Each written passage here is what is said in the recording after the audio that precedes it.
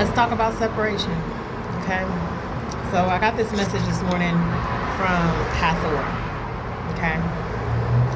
Ancient Kemetic or Egyptian goddess, mother goddess, Hathor. So separation, in order for separation to happen, or the reason why separation happened, is because creation has to have space to take shape and form. In the mythology, in the creation story, you have Nut, which is the sky, and Geb, which is the earth. They loved each other so much that they would not separate. They were just stuck together. Couldn't be moved by nothing. Shu, which is the god of air, right, had to separate them. And the reason being is because creation had to happen, right? The birth of the Ennead had to happen, right? Because through the union of Nut and Geb came Aset and Asar and Nephthys and Set, okay?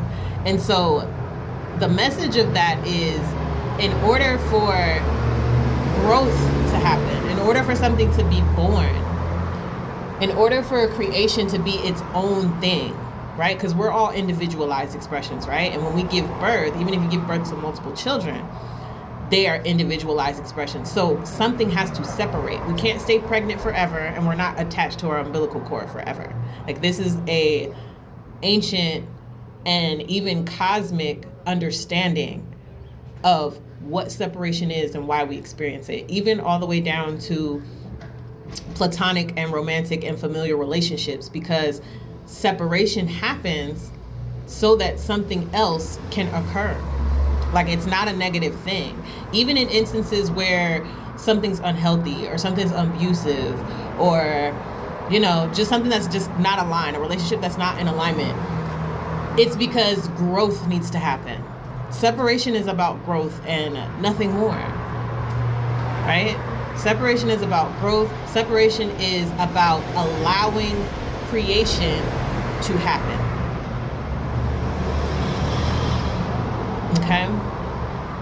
And another message from Hathor was, you know, we all have our own path, right? As a one, right? We are one of one, and then we are one of one, which we consider the all. Like, separation in the physical is an illusion, right? Our galactic origins and our celestial origins, or, you know, spiritual origins, origins are what we're meant to remember, okay? And that's what Hathor teaches as well, because in ancient Egypt, Hathor's temple is Dendera, right? She has the Dendera temple, and in that temple is one of the oldest examples of an astrological chart, and they refer to it as the Stargate.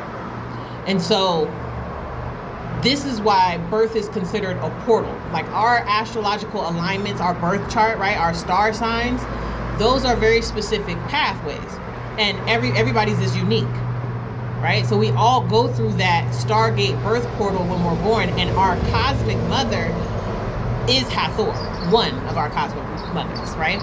Because she nourishes us, right? That divine mother nourishes us. She nourishes us by nature, literally, through the elements. And this is why the elements have correlation with our birth chart and our signs, because we're nourished by nature itself. We are never separated. It's an illusion in the physical, but it's practical, because, again, separation allows growth to happen, and it allows creation to take shape of its own. And again, we are individualized expressions, so we have to be on our own. We have to have our own experiences. We have to have our own path. And we're not always going to stay in alignment with people either. That was another message. I pulled this card too. Lifting the veil, right? Questioning everything, anything unaligned must go. An example that came to my mind this morning was like living in a building, right? Say it's a 5-story building, and you grew up with people, friends, family, lovers, whatever, and you grew up to the 3rd floor. But you have a path and journey to go to the 4th and the 5th floor. All right? But those people who are on the third floor with you, who you've known forever, they may not have the capacity or the ability to elevate to a higher floor, right? And sometimes we'll want to bring people with us or take people with us, but it's heavy because they're not light enough, right? And we talk about light bodies, we're talking about all of our bodies. We're talking about light in the body. And when we say light in the body, we're talking about our flexibility. We're talking about our mobility, our agility, like our physical health, right? That's part of our light body. Mentally, it's our open-mindedness, how open-minded we are, how light we are, how much room and space we have to illuminate in the mind and be enlightened. That's part of the light body. And then emotionally, right? How light we are in our heart, right? Do we carry heavy emotions around? So people that you may have been with on the third floor are too heavy or carry a heaviness that you've evolved out of based on your path, based on your alignments, and you can't take them with you. And sometimes we'll try and people will be foaming at the mouth, right? Metaphorically, crying, kicking and screaming because that's too much pressure, right? It's too much pressure. Like imagine from the first to the third floor, it was just a couple feet up. But from the third to the fourth, it's 20,000 feet. From the fourth to the fifth, it's 50,000 feet. And you know, in your light body, you running up and flying up and trying to take people with you. And that's not meant for them.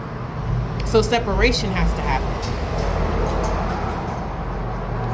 Separation has to happen in order for growth to happen, in order for another creation, which is ourselves, right? Because we recreate ourselves when we elevate, when we evolve, when we heal. We're being recreated. And so separation is required for that. On a physical level, right? On a physical level, separation required from people, from places, from things. But ultimately, separation is an illusion because we're connected to the stars. We're connected to that path, those paths and those journeys that were aligned for us through those birth portals.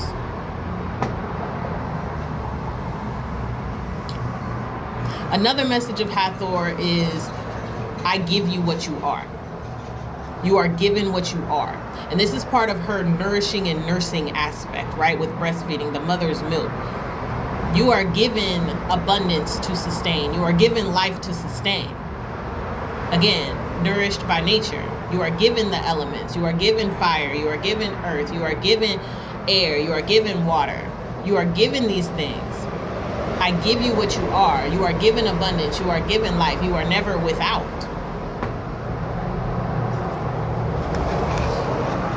You are never without.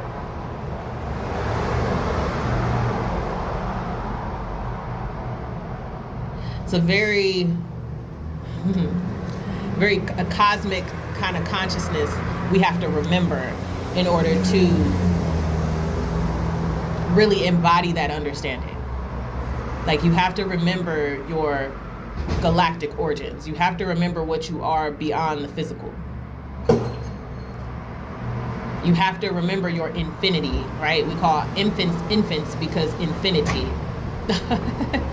Right? We are infinite. We have to remember that. We have to remember that we are given what we are. We are given what is required. We are given abundance. We are given life. You are light. You are fire. You are air. You are breath. You are earth. You are movement. You are water. You are life. Again, it reinforces itself. It really reinforces itself. And another thing with astrological alignments, right? And the signs. Like, each sign has a mantra, right? Each sign. For Aries, it's I am. For Taurus, it's I have. For Gemini, it's I think. For Cancer, it's I feel. For Leo, it's I can, or I do, or I will. All confidence with Leo. For Virgo, it's I analyze. For Libra, it's I balance. For Scorpio, it's I desire. For Sagittarius, it's I seek. For Capricorn, it's I use or I control. For Aquarius, it's I know. And for Pisces, it's I believe. And for all 12 signs, there are the sister signs, right? So like each sign has a dual nature, like on an axis. And I'll use mine for example because I was actually born on an axis. I have a Taurus sun and a Scorpio moon. And so what I've done, and maybe I'll post this in my comments or in my community so that people can refer to it if you need to. What I did was I put my mantras together to help understand my path, like not in entirely, right? Because we have each sign exists within our chart, but just as a format has helped me understand. Like it's like a format, these mantras. So I put together my Taurus mantra, which is I have, and my Scorpio mantra, which is I desire, and I came up with I have what I desire. And this helped reinforce what I understand about the messages of Hathor, which is being given what you are, right? You can't desire something that you don't already have, okay? And having something that you desire just means that you understand that you are a source of abundance, okay? So I'm gonna leave those mantras in the comments for y'all, all right?